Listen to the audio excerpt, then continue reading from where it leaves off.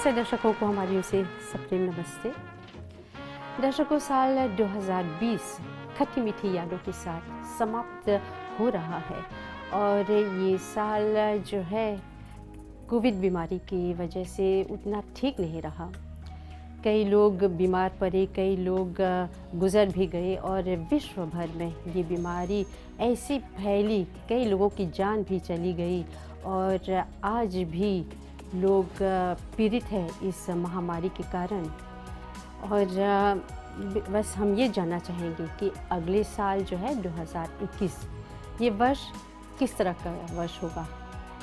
ये भविष्यवाणी जानने के लिए आइए हम आपको मिलवा रहे हैं डॉक्टर आचार्य शरद पांडे भगवंत जी। आपका हम स्वागत करते हैं। डॉक्टर आचार्य शरद पांडे भगवंत जी, हमें बताएं साल 2021 ये हमारे जनता के लिए, हमारे देश के लिए किस तरह का साल होगा। 2021 अगर आप देखें जनरल तौर पर तो कुछ खास नहीं है उसमें।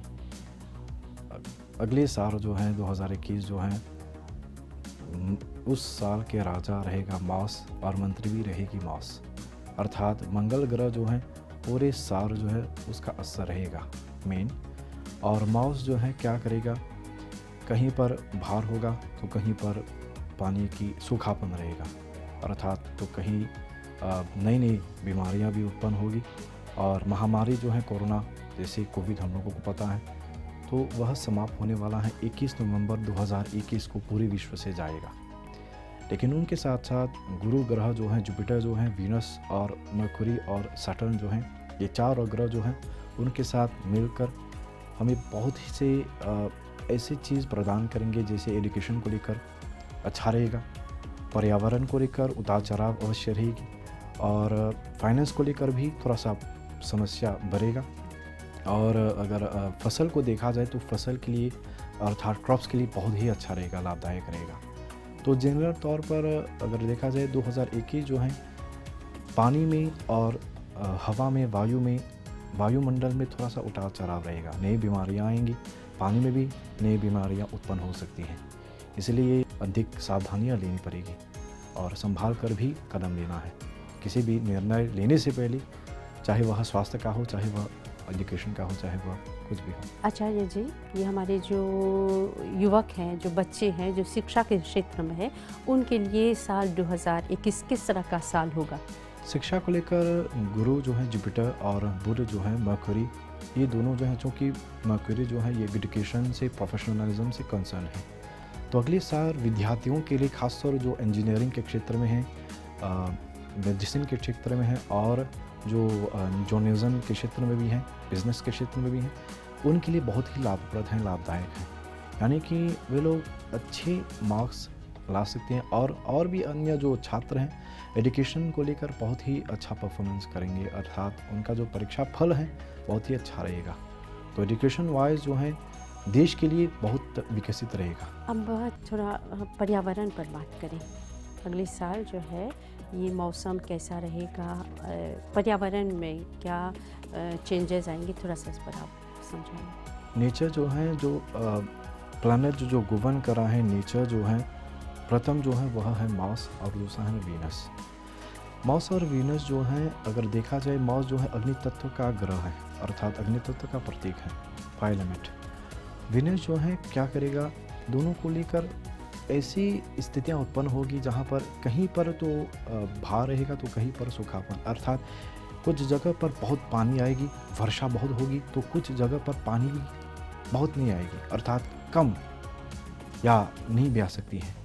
तो इस तरह ऐसी जगह जगह पर लोग चिंतित रहेंगे कि पानी की कटौती में और सूखापन के कारण फसल भी उत्पन्न नहीं हो पाएंगी और पर्यावरण को लेकर भी नई नई बीमारियां जो हैं ये वायुमंडल में आएगी और वायु जो है आप उसको कंट्रोल नहीं कर पाएंगे। इसी को लेकर बहुत चिंताग्रस्त स्थिति आएगी। तो हमें बहुत सावधानी लेना पड़ेगा पर्यावरण को लेकर। खासतौर हमें अपने पर्यावरण को स्वच्छ रखना है, पवित्र रखना है और ख़ासतौर हमारे जो बूढ़े पीढ़ी के लोग हैं, यानी कि जो बुज़ुर्ग हैं, उनके लिए स्वास्थ्य को लेकर, पर्यावरण को लेकर बहुत चिंता होगी। क्योंकि अगर पर्यावरण ही ठीक नहीं रहेगा अर्थात नई बीमारियाँ आएंगी और पर्यावरण को लेकर जो क्रॉप्स रहेगा, फसल रहेगी, उसको लेकर अच्छा है, फसल जो है अच्छी मिलेगी, लेकिन उसको लेकर बहुत चोर आएंगे, यानी कि चोरी बहुत होगी। भोजन पदार्थ को लेकर बहुत चोरी होगी, दिन दहाड़ी चोरी भी हो सकते हैं, इसलिए बहुत सावधानी लेनी पड़ेगी। आचार्य जी, जिस तरह इस साल हम देख रहे हैं परिवार में बहुत समस्याएं हुई है, बहुत क्राइम्स, बहुत दुर्घटनाएं हुई हैं, तो यहाँ पर हमारे जो परिवार हैं उनके लिए क्या संदेश आप देंगे? हमारे पारिवारिक स्थिति को अगर हम लेंगे तो हम देख सकते हैं कि जो पुराने समय में जिस प्रकार से हमारे पूर्वज, हमारे अभिभावक हमारे साथ किया करते थे, आज के जितने भी अभिभावक हो रहे हैं, जितने भी पेरेंट हैं, एक तरह का कनेक्शन नहीं है। इस प्रकार से पुराने समय में तो रामायण पाठ, यानी कि ये हम लोग घर में साथ साथ हम लोग निकले थे।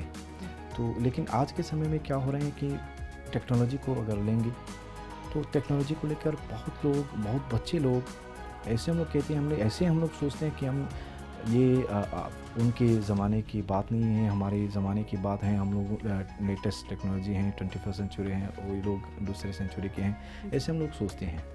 लेकिन अगर पर्यावरण अर्थात पारिवारिक स्थिति को लिया जाए, परिवार को लिया जाए, तो मैं सोचता हूँ अधिक काउंसलिंग होना है, चाहे वह वैवाहिक जीवन का हो, मैरिटल लाइफ का हो, क्योंकि हम लोग विवाह कर रहे हैं, लेकिन विवाह का जो इसेंस है, एसेंस ऑफ मैरिज, हम लोगों को किस समझ से परे है। विवाह हो गया, प्रेम हो गया, विवाह हो गई, बस अब क्या करना है। अब देख सकते हैं कि डाइवोर्स का जो केस है बढ़ रहा है, यानी कि काउंसलिंग कम है। किस तरह का काउंसलिंग? जैसे कि हमारे पूर्वज क्या करते थे कि कैसे आपको रहना है, ये ऐसा हम सोचते हैं कि जो एकेडमिक एजुकेशन है ये एक क्षेत्र का है, पास करेंगे, डिग्री हासिल करेंगे, लेकिन जो प्रैक्टिकल हम लोगों को बनना है, ये हमारे पूर्वज के एक्सपीरियंस से, अनुभव से हम लोगों को मिलेंगे।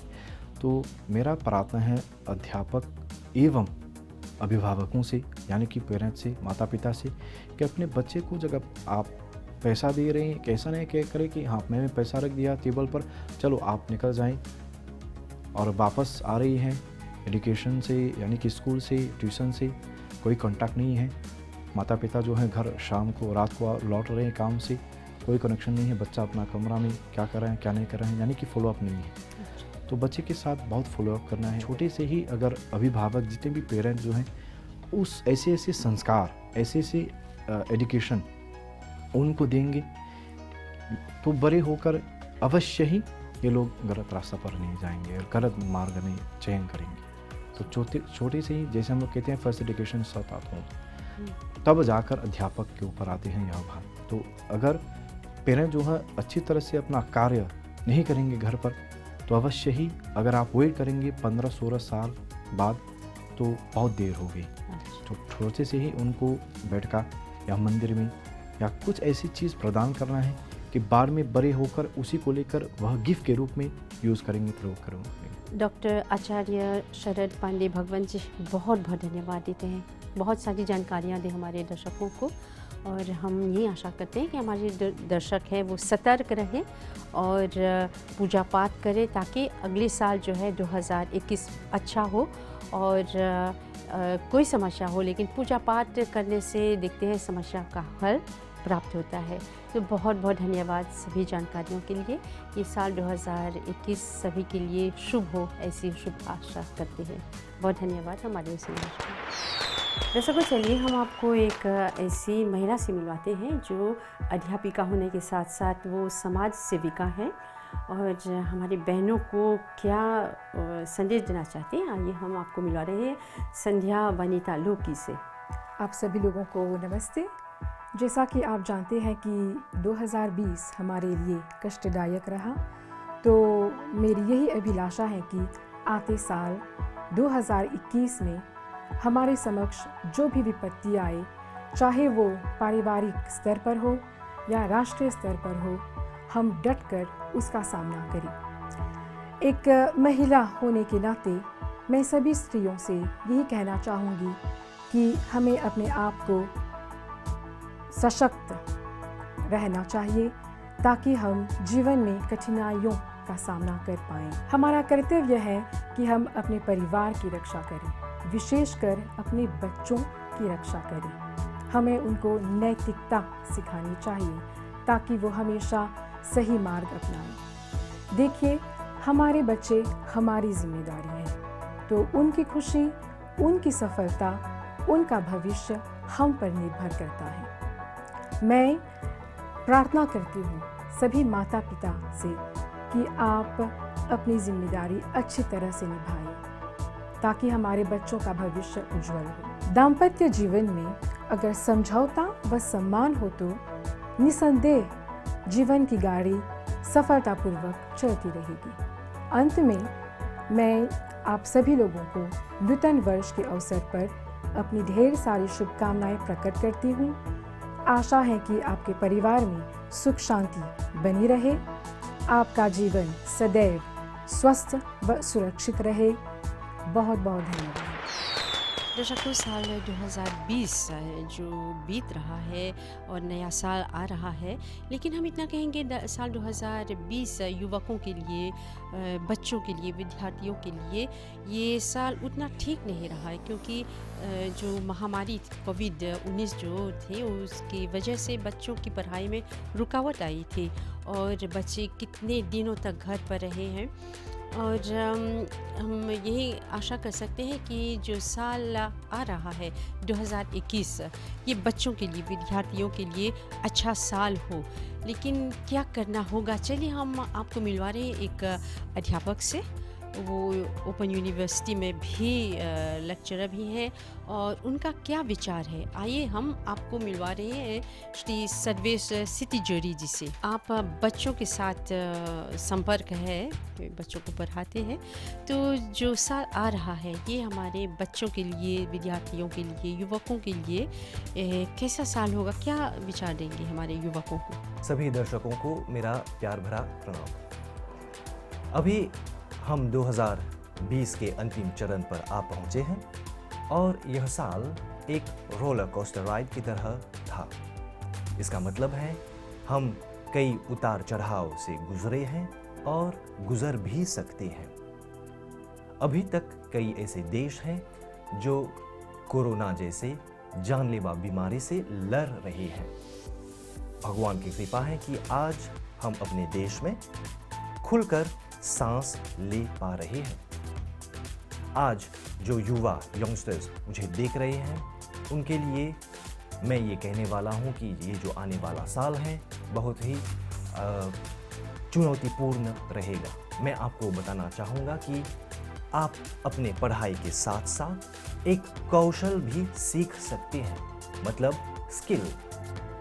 इस आधुनिक युग में, मॉडर्न ईरा में आप कई प्रकार के स्किल्स सीख सकते हैं। उदाहरण के तौर पर आप खाना पकाना सीख सकते हैं, आप खेती बाड़ी कर सकते हैं। खेती बाड़ी का मतलब आप एक्वापोनिक, हाइड्रोपोनिक सीख सकते हैं। अगर आप इंटरनेट और कंप्यूटर में रुचि रखते हैं तो आप ये भी सीख सकते हैं। मैं युवाओं को यह सलाह देना चाहूँगा कि ये जो आने वाला साल है 2021 में आपको दुगना मेहनत करना पड़ेगा। सामाजिक बुराइयों से दूर रहना चाहिए, जैसे कि ड्रग्स, अल्कोहल, सिगरेट। आप मन लगाकर पढ़ें। अनुशासन मतलब डिसिप्लिन से अपना जीवन व्यतीत करें। माँ बाप और बुजुर्गों का आदर करें। इसी से मैं आप सभी लोगों को नए साल की ढेर सारी शुभकामनाएं देना चाहूँगा। ये जो आने वाला साल है हम सभी लोगों के लिए मंगलमय हो। परमात्मा हमें बीमारियों और बुरी आदतों से बचाए रखें। धन्यवाद।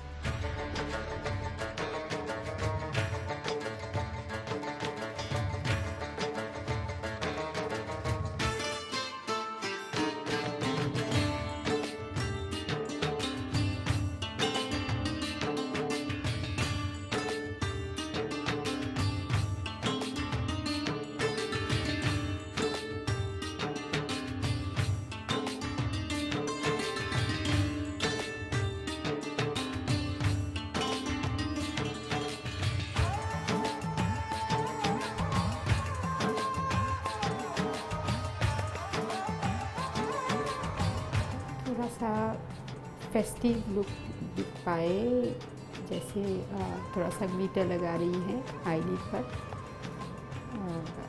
ताकि ऐसा लग सके कि जैसे न्यू ईयर का माहौल है। तो वैसा माहौल बनाने के लिए वैसा मेकअप चाहिए।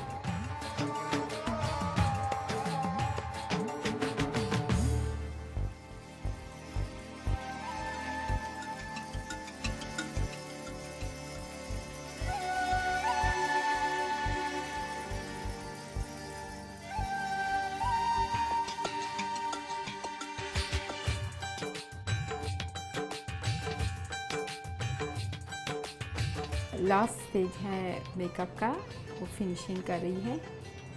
जैसे आईब्रो के नीचे इसका जो हाईलाइट है वो हाईलाइट दे रही है। शिखा फिनिशिंग स्टेप पर आई है। आईब्रो के नीचे जो हाईलाइट लगाते हैं वो एंड कर रही है, ख़त्म कर रही है।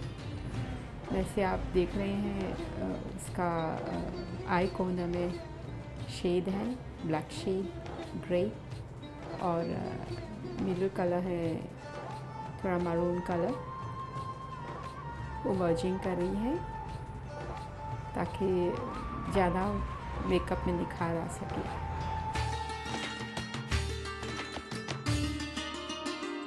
अब जो नेक्स्ट स्टेप है, शिखा फेक ब्लश लगाएगी।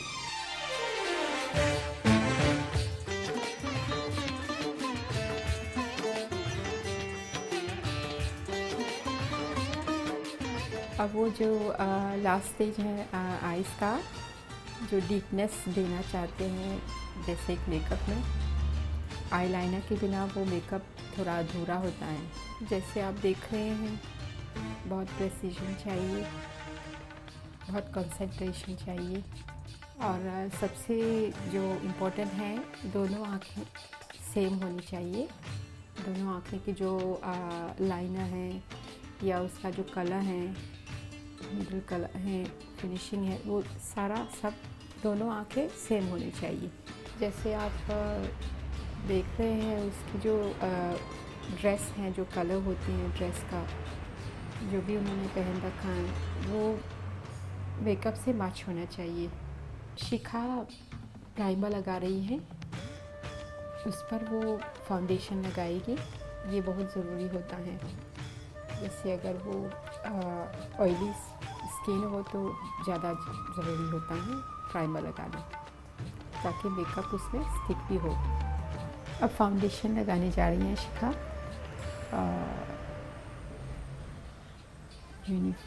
यूनिफाई कर रही हैं, वो स्पॉन्ज से हैं जो डैबिंग कर रही हैं, वो बहुत इम्पोर्टेंट है।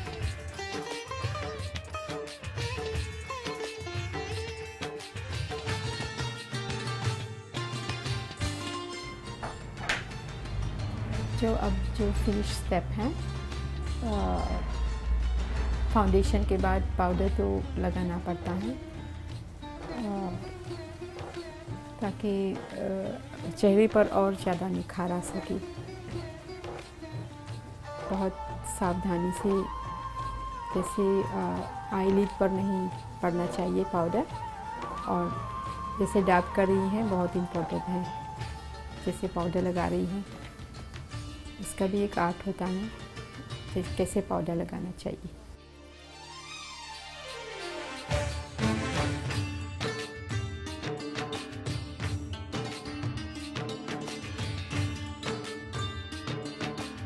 अब ये शिखा काजल लगा रही है, जो जैसे वो आईज़ को डीपनेस देगी। जैसे अधूरा सा लगता है काजल के बिना एक मेकअप, ये बहुत इम्पोर्टेंट होता है।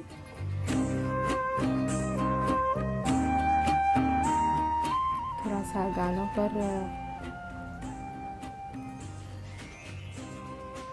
पिंक ब्लश लगा रही है, जैसे रोज़ी लुक जो है, उसका जो लुक है थोड़ा और निखार आए उसमें, फ्रेश लगे, खिला हुआ ग्लोइंग, एक ग्लो ला सके मेकअप में।